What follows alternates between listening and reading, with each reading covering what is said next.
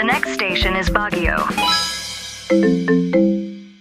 Hello guys! For today's video, ay samahan niyo ako sa aming Baguio trip. Day 1! So yun na nga, madaling araw kaming umalis sa aming bahay. Mahaba-haba kasing biyahe ang aming tatahakin. From Batangas going to Baguio. Bongga!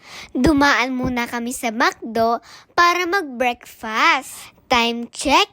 4:30 AM pa lang ng mga oras na to. Kaya naman, solong-solo namin itong McDo.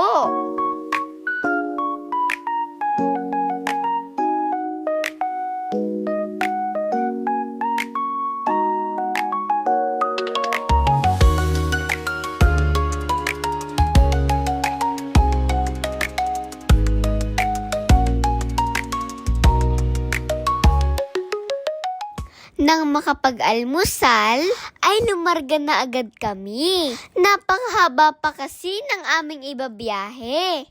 Di rin nagtagal, ay unti-unti nang sumisilip ang araw. At unti-unti na rin, sumasakit ang aming puwet sa tagal ng biyahe.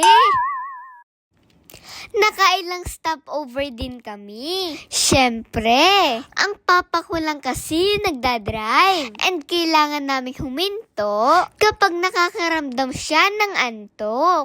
Pati na rin ng pagod para siguradong ligtas sa biyahe. Matagal man ng biyahe ay okay lang. Ang gaganda kasi ng view na aming nadadaanan.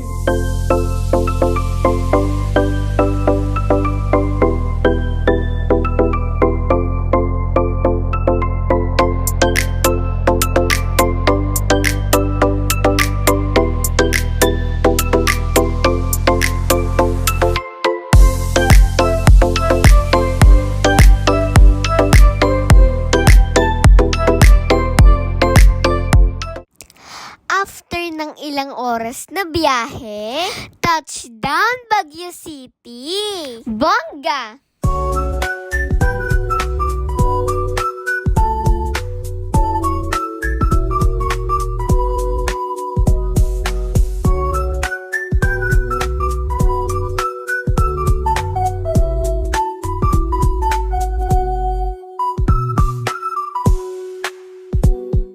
Una namin nasilayan ang famous Lion's Head na matatagpuan sa Cannon Road. Tamang tinda muna ng taho, sideline ba? Ayaw, di ma! Siyempre, hindi namin pinalampas ang pagkakataong ito.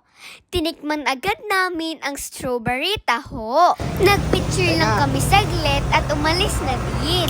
Nakarating na kami sa aming pag-i-stayan. Dito nga pala yan sa Kim Clarence Transient House. Tignan niyo naman ang view sa aming balcony. Napakaganda at napakalamig din. Kumain na muna kami ng lunch. At talagang pagod na pagod sa biyahe. Lalo na ang aking papa. Kaya naman, nag-order na lang muna kami ng food. After namin kumain, tignan nyo naman guys ang aming view. Nilamon na ng ulap. Sobrang na-amaze ako guys. Kasi yung feeling na mahahawakan ko na yung ulap. Bongga!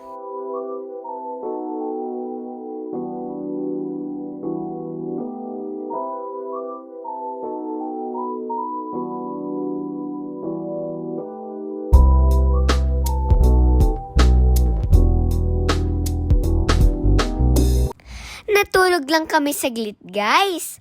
At nung magising kami ay palubog na ang araw. Kaya naman, dali-dali kaming bumangon at lumarga na agad. Since medyo maulan, naisip namin na bukas na lang kami magsimula ng pamamasyal. For now, ay mag-SM Baguio na lang muna kami. Dito na rin kami magdi-dinner. Para pag-uwi mamaya, diretso tulog na. Grabe guys, sobrang lamig. Buti na lang suot ko yung jacket ko. Andito na kami ngayon sa SM Baguio. Ang mall na walang aircon.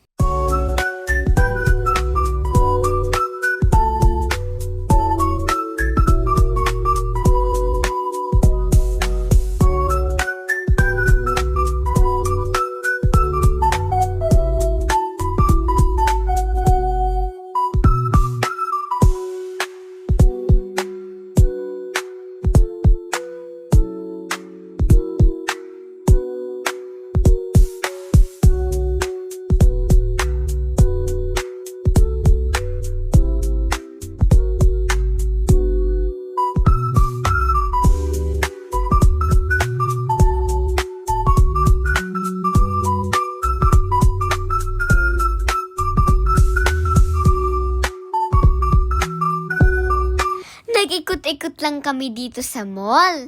At pagkatapos, ay naghanap na rin kami ng makakainan. Sakto kasi na dinner time na.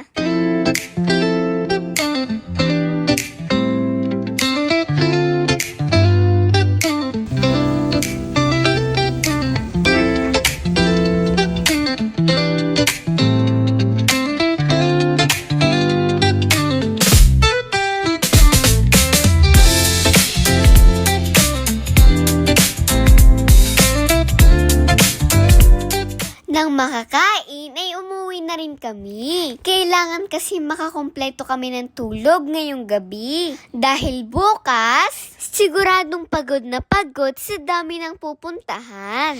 Paano? Hanggang dito na lang. Stay tuned for day 2 of my Baguio trip. Bye-bye!